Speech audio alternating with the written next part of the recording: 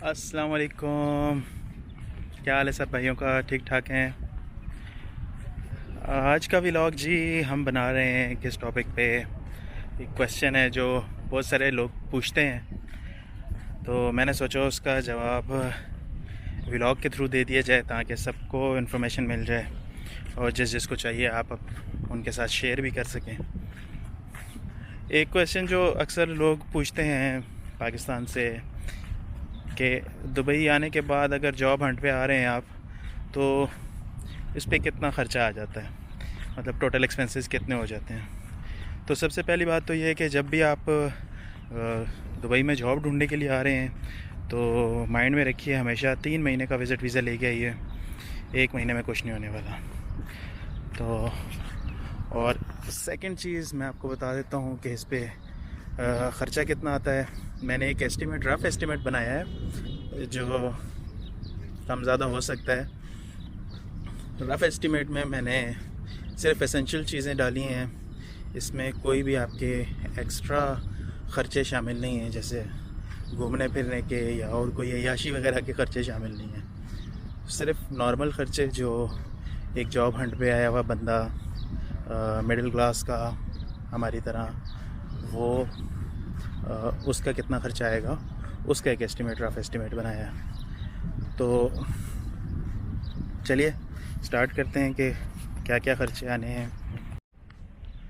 तो सबसे पहला ख़र्चा आता है दोस्तों आपके रिहाइश का। रिहाइश दुबई में मोस्टली जो लोग यूज़ करते हैं वो बेड स्पेस की होती है। जो भी सिंगल बंदा जॉब हंट के लिए आ रहा है, कैरियर स्टार्ट कर रहा है, तो वो अपना फ्लैट या रूम लेना अफोर्ड नहीं कर सकता यहाँ पे, क्योंकि अकोमोडेशन यहाँ पे काफ़ी महंगी है। तो मोस्टली लोग बेड स्पेस पे को प्रेफर करते हैं। बेड स्पेस में आपको एक अदद बेड मिलता है और उसके साथ आपको बिजली, पानी, गैस वगैरह भी कई जगहों पे होती है, कहीं पे नहीं होती। इसलिए आपको बेड स्पेस, पानी और इलेक्ट्रिसिटी और इंटरनेट, ये चीज़ें आपको बेड स्पेस के साथ मिलती हैं। बेड स्पेस की मुख्तलिफ यहाँ पे प्राइस है जो स्टार्ट होती है, जो आप रेंट कर सकते हैं। मैं बहुत पॉश एरियाज़ का नहीं बता रहा, अलकसैस, डेरा, इन एरियाज़ का मैं आपको बता रहा हूँ। इन एरियाज़ में आपको एक 400 से लेके 400 दिरहम से लेके 600 दिरहम तक आपको बेड स्पेस अवेलेबल हो जाती है। एक रफ़ एस्टीमेट एवरेज निकाल लें तो मींस आप एक माइंड में रखिए कि आपको बेड स्पेस कम से कम 500 की अच्छी बेड स्पेस मिल जाएगी। बेड स्पेस के बाद आपका दूसरा ख़र्चा जो आता है वो आपके फूड का आता है। फूड में अगर तो जब भी आप बेड स्पेस ले रहे हैं तो कोशिश करें कि ऐसी जगह पे बेड स्पेस लें जहाँ पे किचन हो और वहाँ के जो आपके रूममेट्स हैं वो कुकिंग वगैरह करते हों, तो वो आपको बहुत बेनिफिशियल होगा। अदरवाइज़ अगर आप होटलिंग करेंगे, आप बाहर से खाना खाएंगे, तो वो आपको बहुत एक्सपेंसिव पड़ेगा। यहाँ पे मोस्टली लोग प्रेफर करते हैं कि रूम में ही खाना बनाया जाए। तो अगर आप रूम में खाना बनाते हैं तो वो आपको 150 से 200 दिरहम मैक्सिमम है, मैक्सिमम, जिसमें आप चिकन भी खा सकते हैं, मटन भी खा सकते हैं, बीफ भी, हर चीज़, बिरयानी, सब कुछ चलेगा। तो वो आपका मंथली ख़र्चा आपको बनेगा तकरीबन 150 से 200 दिरहम का।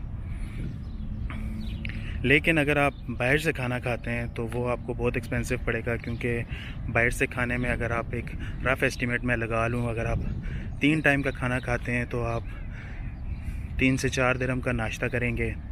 उसके बाद लंच में आप 7-8 दिरहम का खाना खाएंगे। डिनर में भी आप कम से कम 7-8 दिरहम का खाना खाएंगे। तो ये आपका तकरीबन 15-18 दिरहम डेली का बन जाएगा, जो मंथली काफ़ी बन जाते हैं। अगर 15 दिरहम भी लगाएं तो 450 दिरहम आपका मंथली खाने का बन जाता है। ये भी मैं बहुत कम बता रहा हूँ, जिसमें आप सिर्फ ये समझ लें कि आप गुजारा कर रहे हैं, अच्छा खाना नहीं, गुजारा वाला खाना खा के। तो अगर उसमें आप मोस्टली दालें खाएंगे, सब्ज़ियां खाएंगे, बहुत अच्छा खाना आप उसमें नहीं खा सकते। इसके मुकाबले में अगर आप रूम में बनाते हैं तो आपका 150 से 200 दिरहम खर्चा आएगा और उसमें आप हर चीज़ खा सकते हैं, हर चीज़ आप अफोर्ड कर सकेंगे। तीसरा खर्चा आपका आता है जी ट्रैवलिंग का, क्योंकि आप जॉब हंट के लिए आ रहे हैं तो आपको घूमना पड़ेगा। जॉब के लिए सीवीज़ ड्रॉप करनी पड़ेंगी पूरे दुबई में, कभी कभी दुबई से बाहर शारजाह, अबू धाबी, अजमान, कहीं भी जाना पड़ सकता है। तो उसके लिए आपको यहाँ की लोकल ट्रांसपोर्ट यूज़ करनी पड़ेगी, क्योंकि टैक्सीज़ वगैरह यहाँ पे अफोर्ड करना बहुत मुश्किल है। तो उसके लिए आपको एक अदद नोल कार्ड लेना पड़ेगा।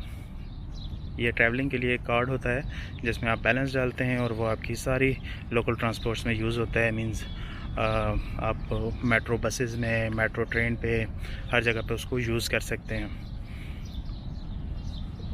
उसके लिए आपको जो मैं मिनिमम एक्सपेंस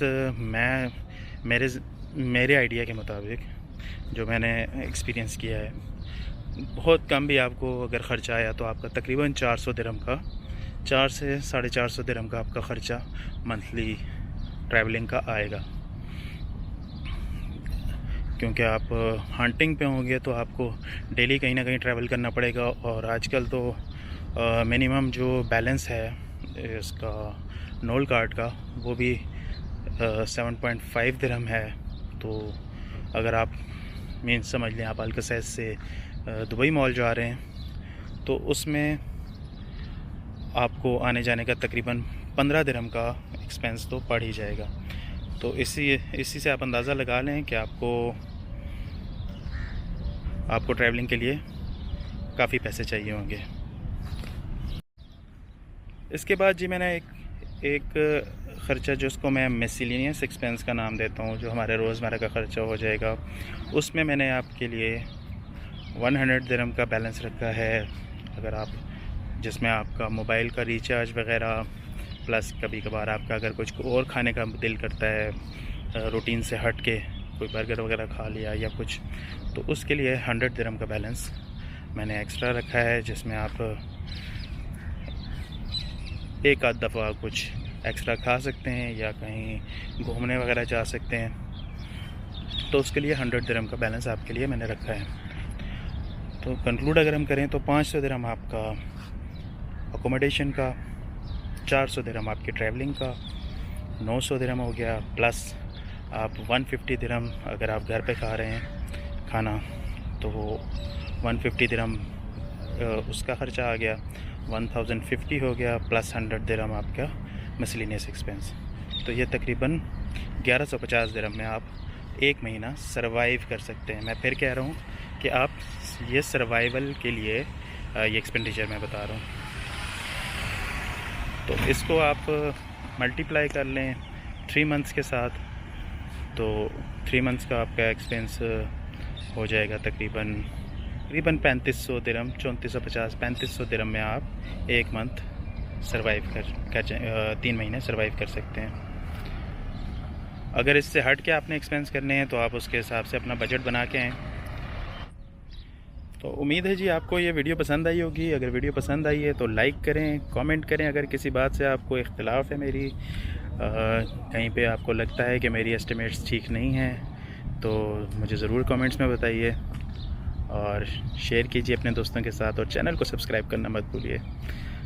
तो मिलते हैं इंशाल्लाह नेक्स्ट व्लॉग में, तब तक के लिए अल्लाह हाफ़िज़।